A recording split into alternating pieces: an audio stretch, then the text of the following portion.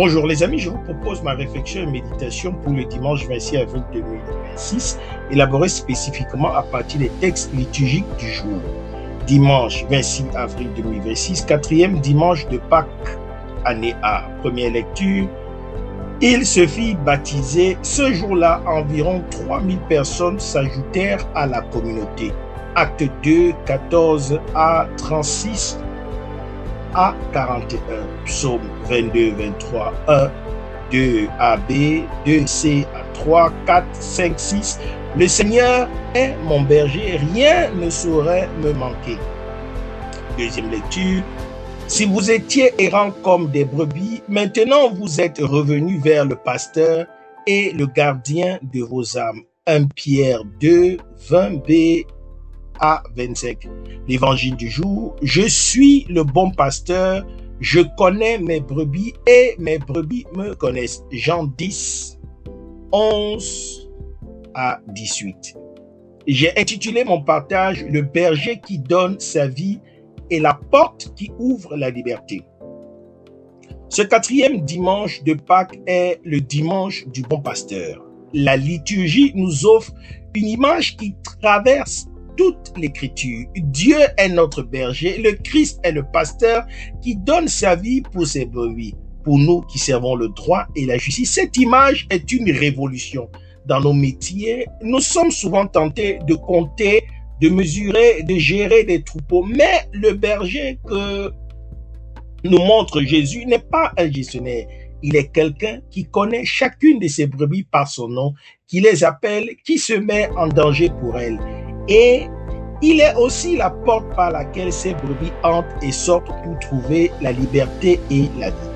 La première lecture tirée des Actes des Apôtres nous apporte le discours de Pierre le jour de la Pentecôte. Il proclame que toute la maison d'Israël le sache avec certitude. Dieu a fait Seigneur et Christ, ce Jésus que vous avez crucifié. Les auditeurs ont le cœur transpercé. Ils demandent, que devons-nous faire? Pierre répond, convertissez-vous et que chacun de vous soit baptisé au nom de Jésus pour le pardon des péchés. 3000 personnes se joignent à la communauté. Ce geste d'obéissance au bon pasteur rassemble les foules en un seul troupeau. Le psaume 22, le plus célèbre des psaumes, chante la confiance du croyant.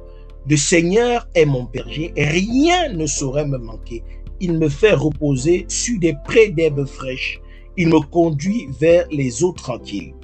Le psalmiste n'est pas un mouton passif. Il est un disciple qui se laisse guider.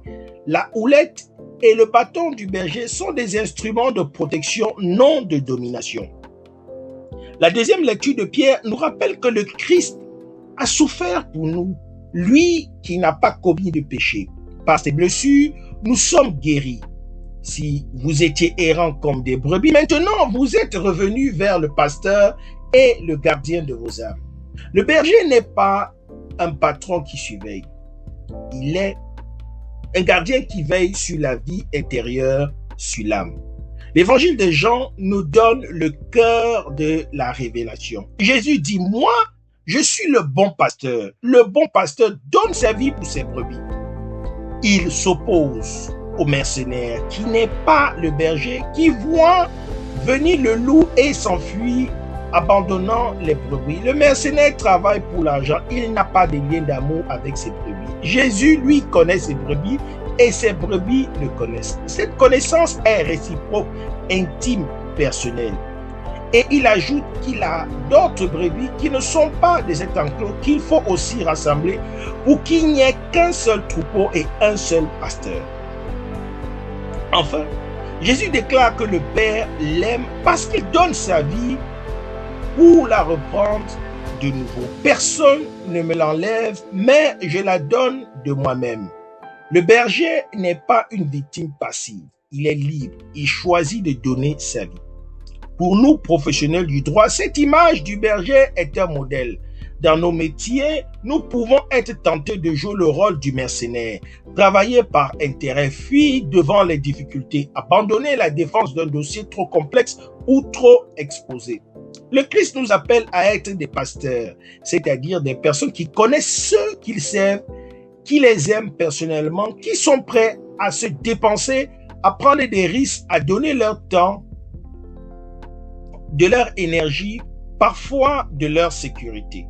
Le berger donne sa vie. Nous ne sommes pas appelés à mourir physiquement pour chaque dossier, mais à donner notre vie en petit. Du temps, de l'attention, de la patience, du pardon.